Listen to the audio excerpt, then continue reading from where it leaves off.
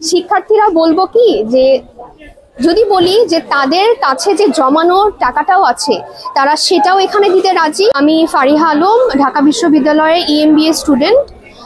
আমি এখানে ঢাকা বিশ্ববিদ্যালয়ে আজকে আমরা আয়োজন করছি যে আমাদের বন্যা কবলিত এলাকায় যারা এখন হচ্ছে গিয়ে আমরা রেস্কিউ করতে পারিনি তাদের কাছে সাহায্য করার জন্য, আর হচ্ছে কিছু ত্রাণ নিয়ে যাওয়ার জন্য। ঠিক আছে, আমরা ত্রাণ নেওয়ার চেষ্টা করছি যেগুলো হচ্ছে শুকনো খাবার, এবং আমরা তাদের কাছে খুব দ্রুত পৌঁছে দিতে পারবো সেই খাবারগুলো।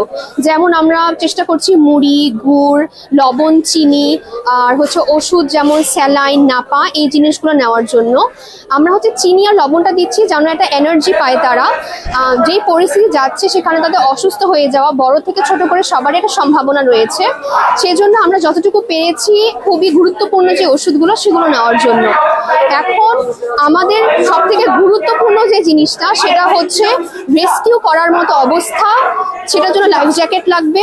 আমাদের যে স্টুডেন্টগুলো সেখানে যাচ্ছে সাহায্য করার জন্য তাদের নিরাপত্তা আমাদের জন্য খুবই গুরুত্বপূর্ণ। তাদের জন্য আমাদের হচ্ছে লাইফ জ্যাকেটটা খুবই দরকারি। আমরা হয়তো চেষ্টা করছি দড়ি দেওয়ার, যেন তারা যদি নৌকা থেকে যায় আমরা যেন দড়ি দিয়ে তাদেরকে আমাদের সাথে সংযুক্ত করে রাখতে পারি। তার সাথে মেয়েদের সুরক্ষার জন্য আমাদের আসলে স্যানিটারি ন্যাপকিনটাও খুব দরকার। এর জন্য হচ্ছে যারা স্যানিটারি ন্যাপকিনের কোম্পানি আছে তাদেরকেও আমরা অনুরোধ করব যেন তারাও কিছু ডোনেট করে। আর ওষুধ কোম্পানিকেও আমরা অনুরোধ করব যেন খুব গুরুত্বপূর্ণ যে ওষুধগুলো সেগুলো যেন তারা সরবরাহ করে। তারা সবাই এখন এনার্জি ডেফিসিয়েন্সিতে আছে। আমাদের খেজুর দরকার, গুড় দরকার, চিনি দরকার, এক কথায় গ্লুকোজ জাতীয় খাবার যেটা, সেটা আমাদের খাবার হিসেবে খুব বেশি দরকার। কিন্তু এটা প্রসেসড এমন কিছু হতে হবে যেখানে সেটা তৈরি করতে হবে না, তারা যেন খুব সহজে সেটা খেতে পারে।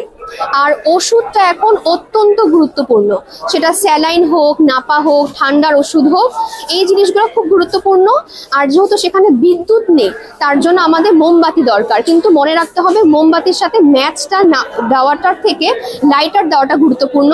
কারণ যেহেতু সব পানি, যদি ম্যাচটা ভিজে যায় কোনো কাজে আসবে না, তো মোমবাতির সাথে যেন আমরা লাইটারটা দিই। ঢাকা শহরের যে মানুষগুলো আছে তারা আমাদেরকে যথেষ্ট সাহায্য করেছে, এবং অন্যান্য বিশ্ববিদ্যালয় থেকেও অন্যান্য স্টুডেন্টরা এসেছে, এবং আমাদের ঢাকাবাসীরাও যতটা সম্ভব সাহায্য করেছে, সেটা ত্রাণ দিয়ে হোক বা টাকা দিয়ে হোক।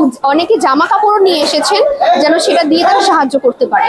যে আমাদের একটা স্বৈর শাসকের মাথা শুধু চলে গিয়েছে, আর কোনো কিছু কিন্তু পরিবর্তন এত জলদি হবে না। এই বন্যার যে অবস্থাটা আমরা বলতে পারি এটা পরিকল্পিত, এবং এই বন্যা থেকে অবশ্যই আমরা যদি দেশবাসী প্রতিটা মানুষ এগিয়ে আসি আমরা অবশ্যই মুক্তি পাবো।